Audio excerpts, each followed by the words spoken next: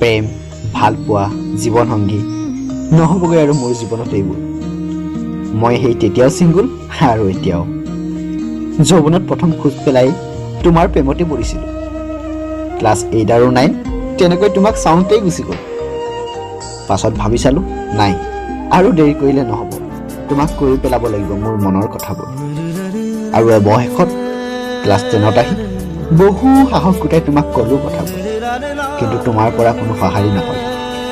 সঁহাৰি নাপালোঁ যদিও সেইদিনা মই বহুত সুখী, কিয়নো মোৰ মনৰ কথাবোৰ আপোনজনৰ আগত ক'ব পাৰিছোঁ। এনেকৈ দিনবোৰ পাৰ হৈ গ'ল আৰু কলেজীয়া জীৱন আৰম্ভ হ'ল। তেতিয়া তুমিও বেলেগ কলেজ আৰু ময়ো বেলেগ কলেজ, কিন্তু তোমাৰ প্ৰতি থকা মোৰ মৰম ভাল পোৱাবোৰ সদায় একেই আছে। তুমি তোমাৰ নিজৰ জীৱন সংগীত বাছি ল'লা আৰু মইনো কি কৰিম ইমানকৈ লাগি। তুমি যেতিয়া মোৰ সঁচা মৰম, ভাল পোৱা, প্ৰেম, অনুভূতি একো বুজিয়েই নাপালা, ময়ো লাহে লাহে আঁতৰি আহিব ধৰিলোঁ তোমাৰ পৰা। সদায় মই এটাই কামনা কৰোঁ, তুমি সুখী হোৱা।